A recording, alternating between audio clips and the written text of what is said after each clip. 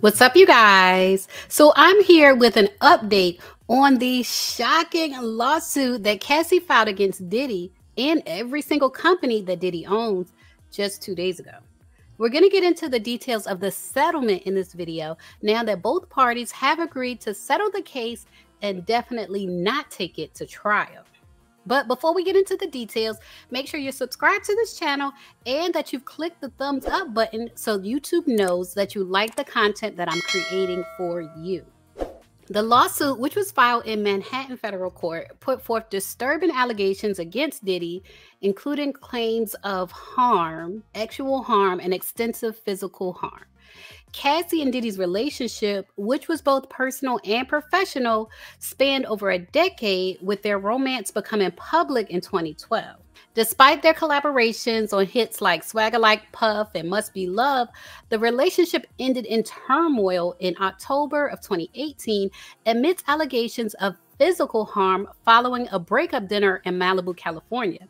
And it wasn't until after the physical assault where Cassie was actually verbally saying no and fighting Diddy off, and Diddy would not stop, that Cassie decided to get away from Diddy for good. At the heart of Cassie's lawsuit were accusations that painted a picture of her life with Diddy. She claimed that Diddy lured her into a lifestyle marked by excessive alcohol use, pill use, and that he was exploiting his position as one of the most influential figures in the entertainment industry.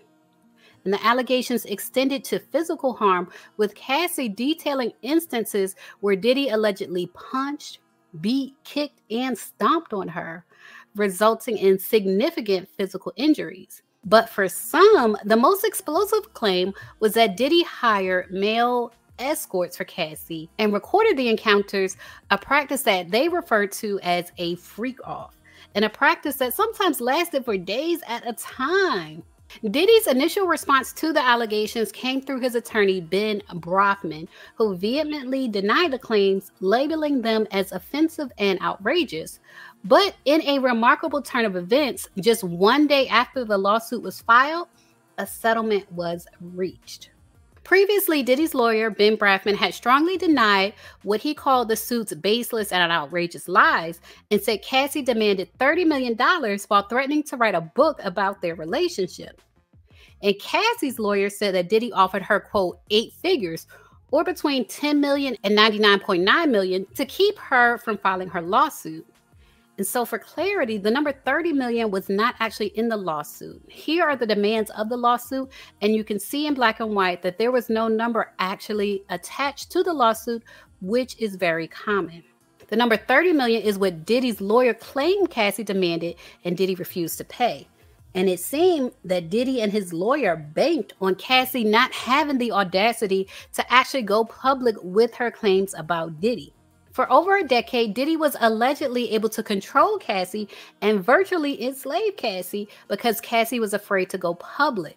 So apparently, they thought they were dealing with the old Cassie that was embarrassed and afraid to go public. But once she actually did go public with the lawsuit, they were forced to pay her what she was owed based on the pain and suffering that a billionaire put her through.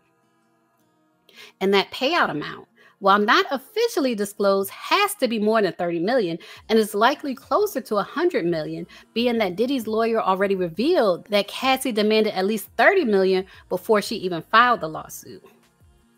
Here's how settlement amounts for these type of cases are typically calculated according to a top law firm. They look at the severity of the harm. The more severe the harm, the higher the settlement amount is likely to be. This could include physical, emotional, and psychological harm, and Cassie is alleging severity in all 3 arenas. This is the single biggest driver of settlement payouts because this is what juries care about the most, like how severely was the person harmed. And when you look at the lawsuit, Cassie has detailed that it was extremely severe. They also look at the impact of the harm on the victim. They consider how the harm has affected the victim's life and well-being, including any physical or emotional scars, lost earning potential, and medical expenses. And Cassie did share that she does have memory loss because of the pills that she was allegedly forced to take. So she has memory loss, which can affect her employment opportunities for the rest of her life. So that affects her earning potential. And then, like she said, she also has physical scars as well. They also look at the length of time of the harm. If the harm took place over a long period, which Cassie said it was over 10 years, the settlement amount is likely to be higher than if it took place over a shorter period. So Cassie so far is like hitting all of these.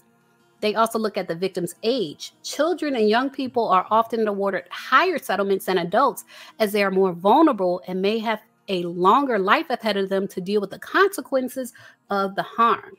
Now, Cassie said she met Diddy when she was 19 and he was almost 38. He was like twice her age. So being that she was a teenager, that also affects the amount that the settlement would be. And ding, ding, ding, look at number 6, the ability of the abuser to pay. The settlement amount may be influenced by the ability of the defendant to pay. Diddy is a whole billionaire. They say if the defendant is a large corporation or wealthy individual, the settlement amount may be higher as they have the financial resources to compensate the victim adequately. He has the money. And in the lawsuit, you can see that Cassie not only sued him, but she sued every company that he owns. So the money is there. And then 7th, they look at the evidence. The availability of evidence such as medical records, witness statements, and other documentation can also impact the settlement amount. And y'all know Cassie got receipts. 10 years of harm, you can't tell me Cassie doesn't have receipts. And I think that's what's driving the settlement. The fact that she may have receipts and may be able to prove everything that she claimed in the lawsuit. So these things are taken into account. And I wouldn't be surprised if Cassie did receive the $100 million. It's being rumored that she received. Based on these factors alone, they all point to around $100 million settlement. With Diddy being a billionaire, that's just 1/10 of his net worth. Price went up. Yesterday's price is not today's price. Yesterday's price is not today's price. So it's not, 100 million is not as much to Diddy as it sounds like to us. It's really not. Leave a comment and let me know what you think about Cassie and Diddy settling this lawsuit within just 48 hours of her filing it.